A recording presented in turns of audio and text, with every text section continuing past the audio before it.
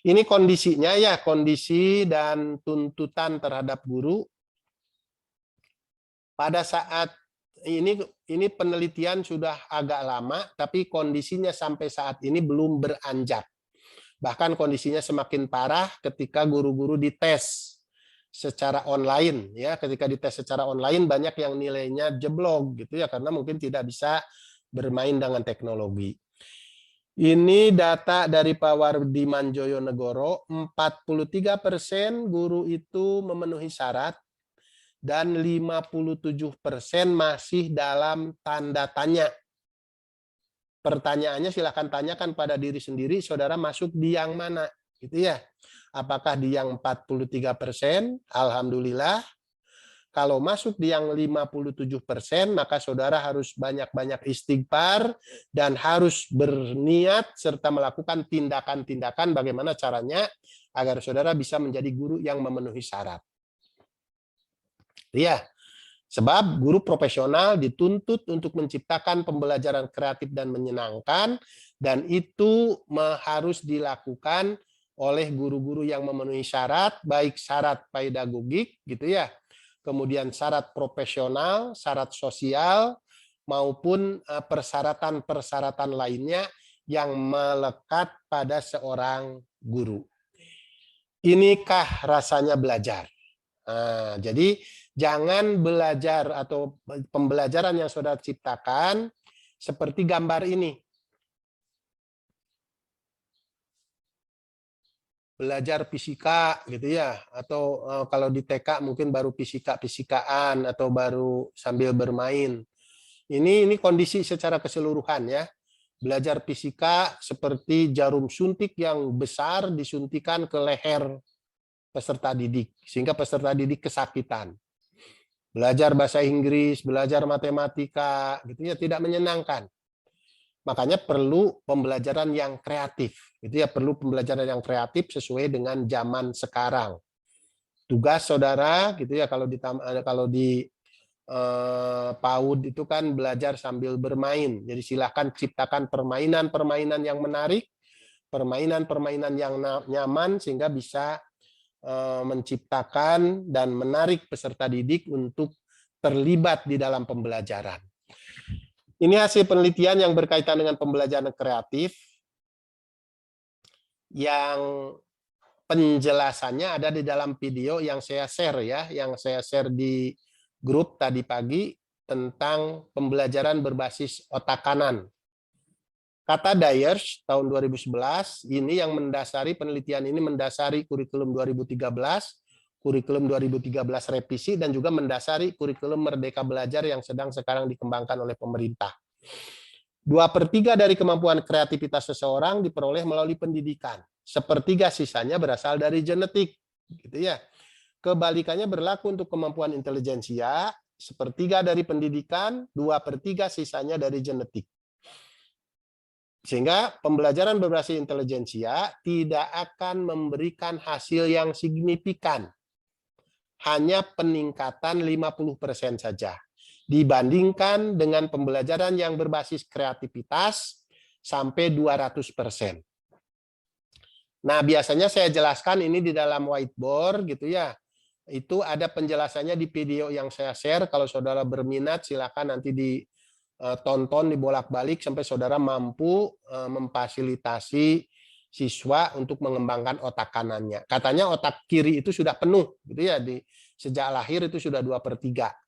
Makanya otak kanan yang masih kosong silahkan diisi melalui pembelajaran dan permainan-permainan yang diciptakan oleh guru. Ini caranya menciptakan pembelajaran kreatif dan menyenangkan. Yang pertama, gunakan metode yang bervariasi. Udah paham ya? Kemudian yang kedua, gunakan sumber-sumber belajar yang beragam.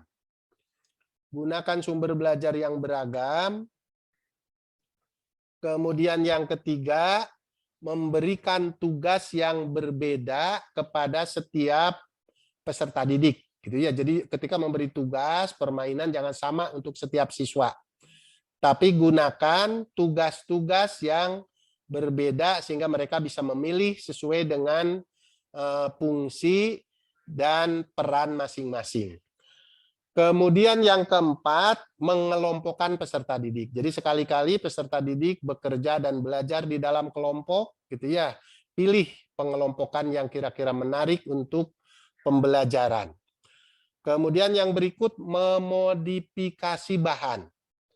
Jadi bahan itu, gitu ya, bahan pembelajaran itu harus sering dimodifikasi oleh guru, disesuaikan dengan perkembangan baru, baik perkembangan peserta didik maupun perkembangan zaman. Kemudian yang berikut, gunakan penilaian yang bervariasi, ya. Jadi menilai pendidik itu jangan hanya satu cara saja. Gunakan penilaian input, penilaian proses, penilaian produk, gitu ya. Kemudian penilaian output, penilaian outcome dan lain sebagainya, baik kuantitatif maupun kualitatif, itu semua harus dikuasai, ya. Harus dikuasai oleh guru agar bisa menciptakan pembelajaran kreatif dan menyenangkan. Kemudian yang tidak kalah pentingnya adalah memahami perkembangan peserta didik. Setiap peserta didik itu memiliki perkembangan yang berbeda-beda, pelajari dan pahami agar saudara bisa menciptakan pembelajaran kreatif dan menyenangkan.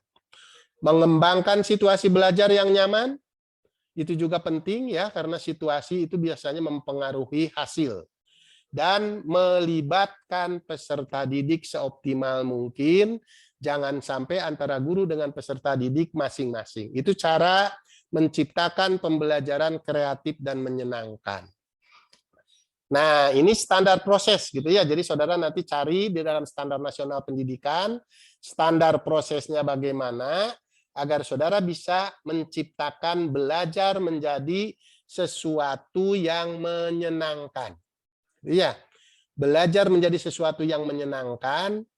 Ini filosofisnya dari gambar ini, kalau kerak saja, kalau anak kerak saja bisa tertawa, kenapa saudara sebagai guru tidak bisa membuat anak manusia tertawa riang gembira?